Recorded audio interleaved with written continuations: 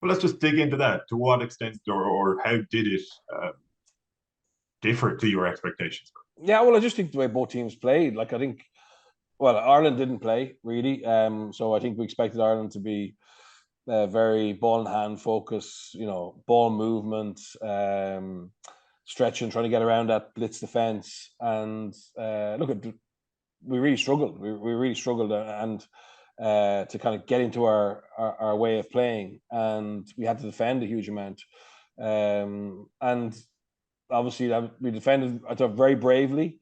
When the box tried to play direct, now it took a toll. It took a toll, but I thought we really muscled up there, and refused to give.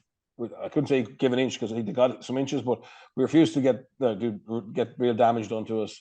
And then I suppose the big surprise was the way the box attacked. I know I heard Peter asked afterwards, was that a bit of surprise? And he said, no, we knew a Tony Brown coach team, but like we didn't see that against Wales, to that level. And I think from his point of view, okay, they didn't turn it into points as much as they would have liked.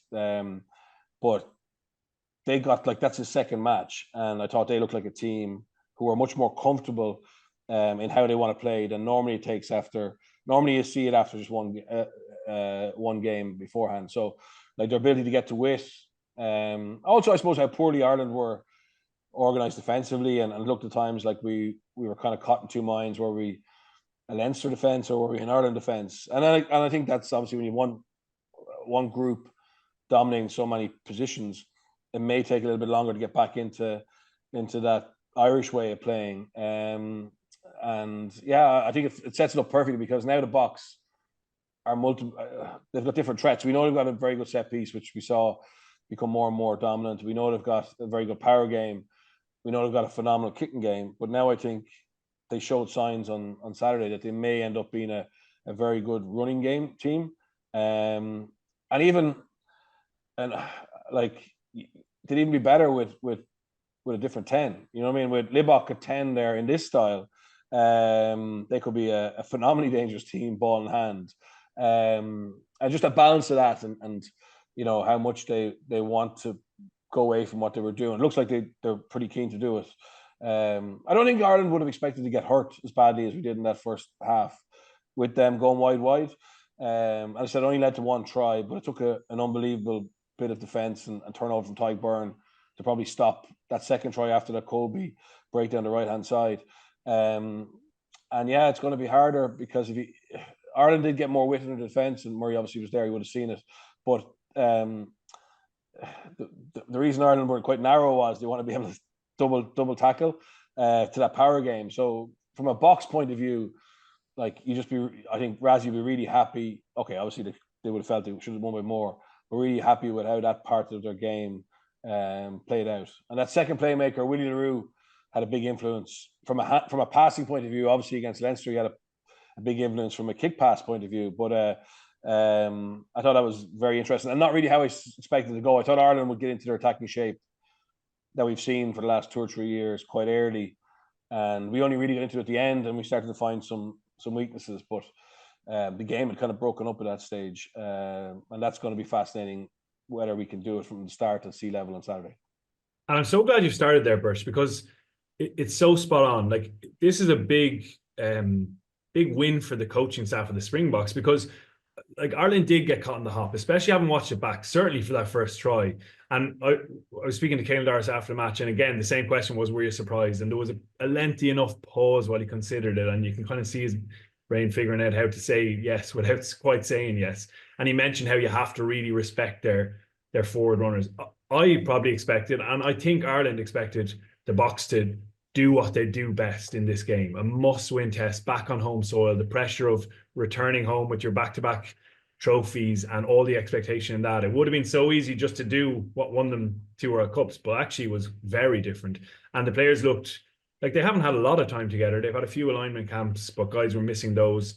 And then they came into camp for this series. And in that short space of time, they've quite drastically transformed their style of play, and the players looked really comfortable with it. We knew they had high skill levels, and that really came that really came home with great, strong evidence of it in this game, where players looked comfortable catching, passing. There were times where they got it wrong, and like if that James Lowe non-try decision goes another way, maybe we're talking about the Box overplaying at times and actually costing themselves a win. But I have to say I was really impressed with what they did in attack. I thought it was energizing. I thought the players looked really energized by it. So you've just won two World Cups, and now you have this new identity. And it's really exciting for players, for fans, for all of them. I think it's so impressive how they've, and maybe they don't fully go down this path. Maybe they get a nice kind of balanced game and they have different threats and they can adjust for opposition. But I think it's a great place to be in that you've achieved so much, you've had so much success, and now you've got a really high-class attack coach who's bringing something different, and the players seem to be feeding off that. So, like, bravo to them for having the I suppose bravery to go down a different route when it could have gone badly wrong. And I think Ireland, it took them a while and they got there and they adjusted. But even for that first try, you can see body language with the defense. They're just not expecting the Box to go there in a position where they would have definitely kicked from before. Instead, they swing it to the wide right. They get outside Ireland, and even coming back, like, they get 6 passes off a touchline ruck, which is unheard of in Test rugby. Really, like, that's poor defense. And I give the praise to the Springboks attack. It was really slick attack, but you can't let them have 6 passes from right touchline to left and score a try. It's just not acceptable for a team of Ireland's general defensive quality. So again, I have to think that that's just not being fully alert and tuned into the possibility of them doing that. I think you can see some of the decisions by players. They're just expecting the Box to be a little bit more direct. So yeah, I think that'll be one of the regrets for Ireland. We'll get into the others, but the 3 tries they did give up, they'll feel all of them were down to, I think, as much a lack of alertness and mental kind of focus as anything. Just Murray, just to give a stat-based summary of how they've transformed, right? So there are 3 games in the World Cup, just in terms of passes, right? And it's just against France, 82 passes, against England, 67, against New Zealand, 84, against Wales 2 weeks ago, 119, and against Ireland, 175. Like, it's incredible how quickly they've doubled effectively the amount of passes per game that they did in the World Cup. And I know it's only one match, but I think it's a sign of where they want to go for a while. They may end up at the next World Cup, coming back to what they did for the last 2. And why wouldn't they? But I think it's really good for them to be able to do that, because I'm like you. I would have said it's at altitude. There's a lot of animosity. Why not just try and bully Ireland and beat them up? And then, over time, they're going to play lots of tests over the next 2 years.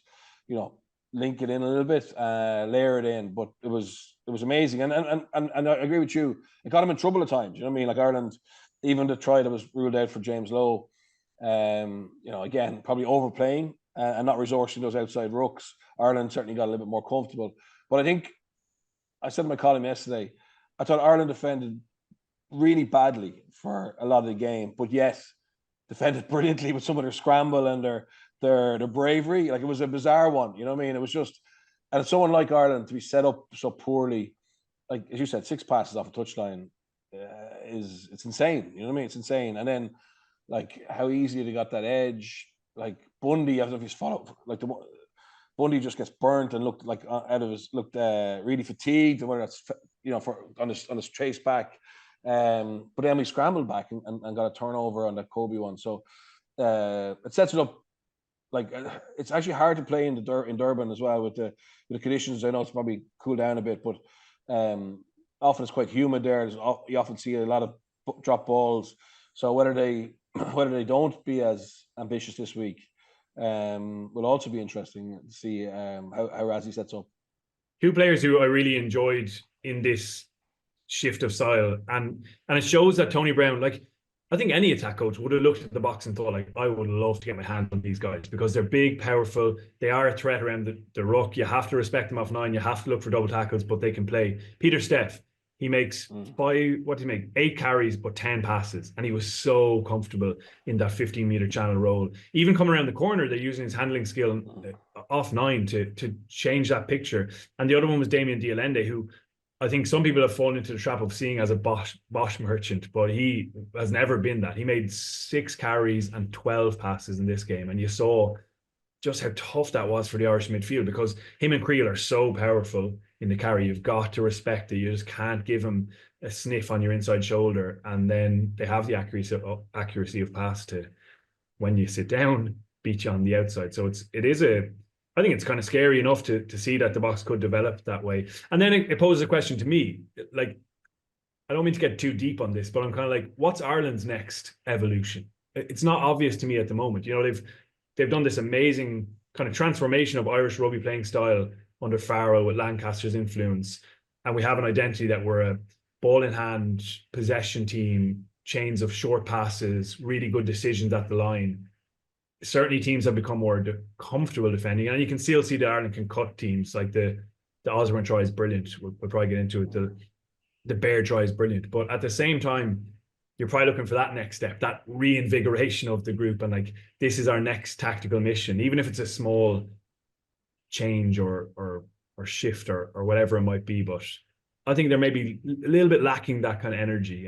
When I went back at it, Gavin, and I know they were in this test and they clung in, but I think it was a poor Ireland performance overall. And I was happy that Ireland Farrell was quite scathing after the game. Like, he didn't try and dress it up as something it wasn't. He was displeased with the performance and with the lack of buzz in their game as well. So I think they were lucky enough to hang on as well at times. Like, Pollard missed a kick for 16-8, a 2-score game early enough in the second half. And absolutely they earned luck at times as well. But yeah, it just lacked the kind of fizz that the Springboks brought.